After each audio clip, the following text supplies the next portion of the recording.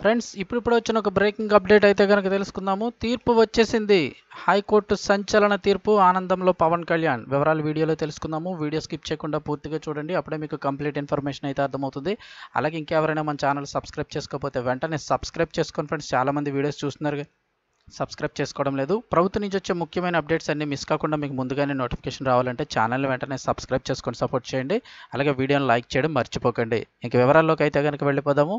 జనసేన అధినేత పవన్ కళ్యాణ్కి good news అయితే వచ్చేసింది. ఏపీలో ఎన్నికలు సమీపిస్తున్న వేళ విపక్ష జనసేన పార్టీకి అతిపెద్ద టెన్షన్ తీరిపోయింది. జనసేనకు గతంలో ఈసీ కేటాయించిన గాజు గ్లాసు గుర్తును ఆ తర్వాత ఫ్రీ సింబల్స్ జాబితాలో ఉంచడంతో దాన్ని తమకు కేటాయించాలని కోరుతూ రాష్ట్రీయ ప్రజా కాంగ్రెస్ పార్టీ ఏపీ హైకోర్టును ఆశ్రయించింది.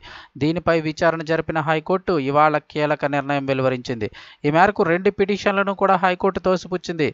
జనసేనకు గాజు గ్లాసు గుర్తును కేటాయిస్తూ ఎన్నికల కమిషన్ గతంలో తీసుకున్న నిర్ణయాన్ని సవాల్ చేస్తూ రాష్ట్రీయ ప్రజా కాంగ్రెస్ పార్టీ హైకోర్టులో రిట్ పిటిషన్ దాఖలు చేసింది. ప్రస్తుతం ఫ్రీ సింబల్గా ఉన్న గాజు గ్లాస్ గుర్తును తమకు కేటాయించాలని కోరుతూ మరో రిట్ పిటిషన్ కూడా దాఖలు చేసింది. అయితే ఈ 2 పిటిషన్లను కూడా ఏపీ హైకోర్టు విచారణ జరిపింది.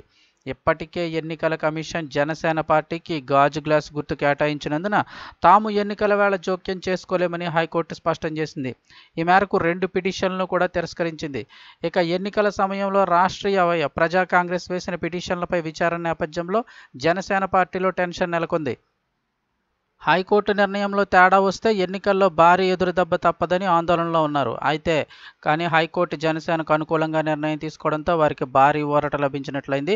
హైకోర్టు తీర్పుతో ఈసారి ఎన్నికల్లో ఎలాంటి ఇబ్బందులు లేకుండా జనసేన పార్టీ అభ్యర్థులు గాజు గ్లాసు గుర్తుపై పోటీ చేసే అవకాశం అయితే లభించింది.